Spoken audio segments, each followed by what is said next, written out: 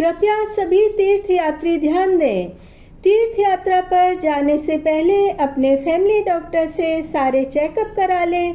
आपको सांस लेने में दिक्कत है, आर्थराइटिस है, अस्थमा है, या आप हार्ट के पेशेंट हैं या फिर किसी गंभीर बीमारी से ग्रसित हैं, तो आप घर पर ही भगवान की सेवा भक्ति करके चारों तीर्थ का फल प्राप्त कर सकते हैं। और यदि आप स्वस्थ हैं तो तीर्थ यात्रा से संबंधित सभी तीर्थ स्थलों की जानकारी प्राप्त करके उसके बाद ही तीर्थ यात्रा पर जाएं।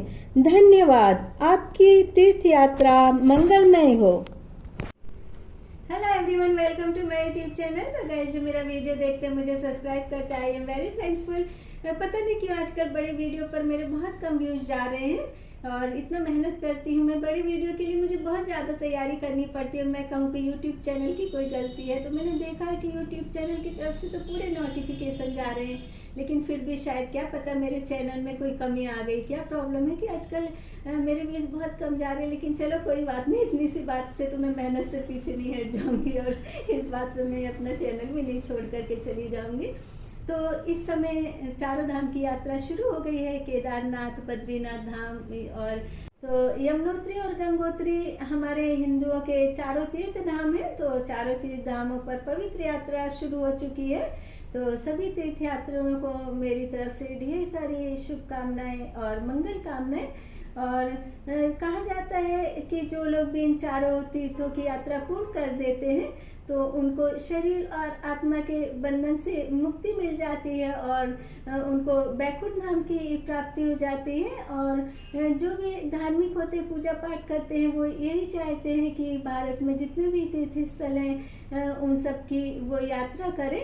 लेकिन हम जब कहीं भी यात्रा करते हैं तो हमको यात्रा करने से पहले कई सारी बातों का ध्यान रखना पड़ता है, क्योंकि हम जैसे जैसे ज़मीन से ऊंचाई की तरफ जाते हैं तो ज़मीन से ऊंचाई की तरफ जाते हैं तो ऑक्सीजन की मात्रा बहुत कम होती जाती है और सांस लेने में बहुत ज़्यादा दिक्कत होने लगती है। तो हमको कॉटन के कपड़े में या रुमाल में काफ़ी सारे कपूर को ना बांध करके लेट जाना चाहिए। और जैसे जैसे हम ऊंचे स्थान पर जाते हैं ऑक्सीजन कम होती है ना, तो उस वक्त जो आपने कपूर ले रखा होता है कपड़े में उसको सूंघते जाए तो उससे ऑक्सीजन भी मिलेगी और सांस लेने में दिक्कत भी नहीं होगी। और उसके अलावा जो सबसे ज़रूरी बात है जो आजकल बहुत ज़्यादा खतरे के जोन में चल रही है कि जब भी आप किसी तीर्थ यात्रा पर जाएं, पर्यटक स्थल पर जाएं, तो सबसे पहले अपना ध्यान रखें, क्योंकि जितने भी पर्यटक होते हैं या फिर तीर्थ स्थल पर तीर्थ यात्री जाते हैं तो उनको पूरे एक ग्रुप में जाना चाहिए। जितने भी उनके जान पहचान वाले उनके साथ में रहना चाहिए, अकेले बिल्कुल भी यात्रा नहीं करना चाहिए, क्योंकि ये जो आतंकी होते हैं ये किस रूप में कहाँ पर तीर्थयात्रियों के बीच में आ जाएं और किस तरह से हमला कर दें, क्योंकि ये बहुत ही सोच समझ के साजिश को अंजाम देते हैं और ये एकदम नॉर्मल तरीके से हमारे बीच में रहते हैं और हम लोगों को लगेगा कि ये हमारे बीच के ही तीर्थयात्री हैं। तो इन पर बहुत ज़्यादा नज़र रखनी चाहिए। और साथ ही जब आप ऊंचे स्थानों पर तीर्थ यात्रा के लिए जाते हैं तो आप कभी भी स्लीपर या सैंडल ना पहने, स्पोर्ट्स शूज़ पहन करके जाएं। और जहाँ भी आप पवित्र स्थल पर जाते तो वहाँ पर छड़ी ज़रूर मिलती है, तो आप छड़ी का सहारा ले करके जाएं। उससे आपको बैलेंस बनाने में बहुत ज़्यादा आसानी होगी। और पानी ज़रूर साथ में ले करके जाएं, क्योंकि जब भी थोड़ा सा थकान हो, कमजोरी महसूस हो तो आप उस वक्त पानी ले लें या फिर ग्लूकोन डी ले करके जाएं। तो ग्लूकोन डी ले लें तो इससे आपको थकान भी नहीं होगी और एनर्जी भी मिलेगी। और उसके अलावा जब भी आप यात्रा करते हैं तो कई बार ऐसा होता है कि हम लोगों के हिम्मत नहीं होती कि हम तीर्थ यात्रा कर सके, लेकिन फिर भी मन करता है कि हम तीर्थ यात्रा करें। तो कुछ लोग ऐसा होता है कि पिट्ठू में जाते हैं या फिर पालकी की सवारी में जाते हैं। तो आप इस तरह से तीर्थ यात्रा बिल्कुल भी ना करें, क्योंकि यदि हम इस तरह से तीर्थ यात्रा करते हैं तो दूसरे जीव को यदि हम इस तरह से जाते हैं किसी जीव को कष्ट होता है तो हमको जो यात्रा का पुण्य मिलता है वो पुण्य प्राप्त नहीं होता है। और कभी भी हम सफ़र पर जाते हैं तो हमको नाश्ते के लिए बहुत सारी सामग्री लेकर के जाना चाहिए, क्योंकि साथ में बच्चे जाते हैं और यदि कपल भी जा रहे हो तो रास्ते में इतना दूर पे कई बार ऐसा होता है कि नाश्ते वगैरह की व्यवस्था नहीं हो पाती है।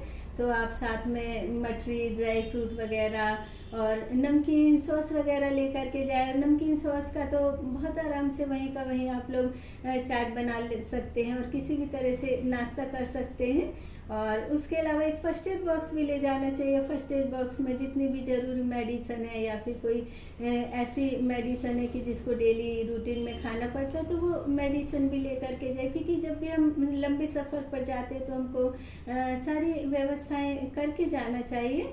और यदि हम जब ऊंचे पहाड़ों पर जाते हैं, तीर्थ यात्रा पर जाते हैं, तो वहाँ पर जो भंडारे होते हैं, लंगर सेवा होती है, वहाँ के जो लंगर सेवा भंडारे होते हैं वो बहुत ज़्यादा पुण्य से हमको प्राप्त होते हैं। तो वहाँ का जो प्रसाद है वो ज़रूर ग्रहण करना चाहिए, क्योंकि जो भंडारे और लंगर में ऐसे स्थानों पर प्रसाद बनाया जाता है तो वो बहुत ज़्यादा भावपूर्ण और भक्ति से बनाया जाता है। तो यदि हम उस प्रसाद को ग्रहण करते हैं तो हमारे अंदर भी एक सात्विक व्यवहार आता है।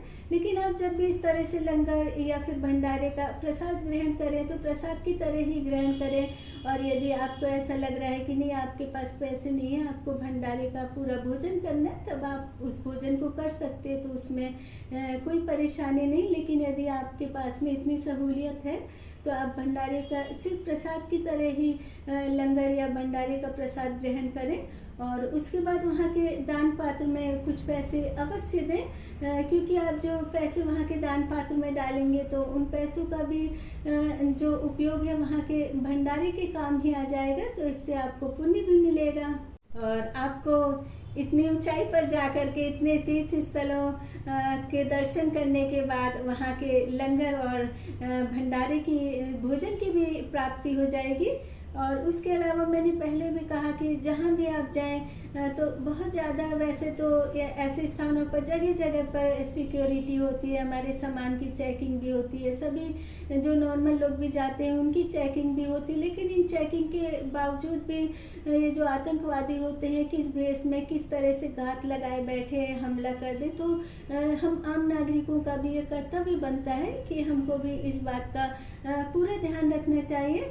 और उसके अलावा जब भी हम इन चारों धाम की तीर्थ यात्रा करते हैं तो हमको गर्म कपड़े ले जाना चाहिए, रेनकोट भी ले जाना चाहिए, क्योंकि इन स्थानों पर कब सर्दी हो जाए कब बारिश हो जाए कोई नहीं पता चलता है।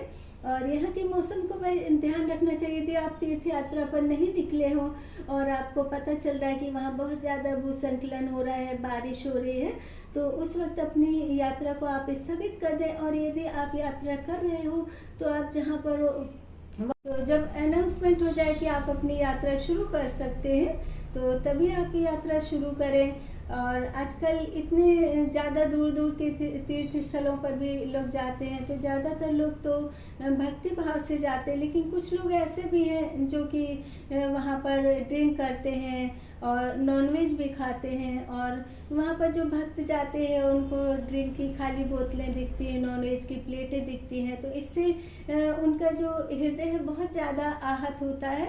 और ज़्यादा से ज़्यादा वहाँ इतनी ज़्यादा भीड़ हो जाती है कि वहाँ भीड़ की वजह से गर्मी होने लगती है और बहुत ज़्यादा प्रदूषण फैलता है। और प्रकृति को संरक्षित रखने में भी बहुत ज़्यादा मुश्किलें आने लग जाती हैं। और देखिए इस वजह से जो प्रकृति है वो अपना रौद्र रूप धारण कर लेती है और ज़्यादा से ज़्यादा भूस्खलन होता है, बाढ़ आती है और पब्लिक को ये बहुत ज़्यादा नुकसान होता है। तो इस प्रकृति को संरक्षित रखने का और ये जो धार्मिक स्थल होते हैं इनको सुरक्षित रखने का जो कर्तव्य है वो हम नागरिकों का ही होता है, क्योंकि हम नागरिकों को भक्ति के साथ साथ में इन देवी देवताओं और जो हमारे ऐतिहासिक स्थल होते हैं, धार्मिक स्थल होते हैं, इनको भी सुरक्षित रखने की जिम्मेदारी हमारी ही होती है। तो हिंदू धर्म में इन जितने भी तीर्थ स्थान हैं इनको बहुत ज़्यादा पवित्र माना गया है और ये हमारे भारत की ऐतिहासिक धरोहर है। और ज़्यादातर लोग जब भी इन चार धामों की यात्रा पूर्ण करते हैं तो बहुत ज़्यादा ही महत्वपूर्ण माना जाता है, क्योंकि बहुत ज़्यादा ही दुर्लभ यात्राएं हैं। तो परिवार में बहुत ज़्यादा खुशी का माहौल होता है, यज्ञ किया जाता है और कई सारे अनुष्ठान भी होते हैं। तो जब भी हम किसी भी तीर्थ स्थल पर जाएं तो हमको पवित्र मन, पवित्र कर्म और पवित्र वचन से जाना चाहिए।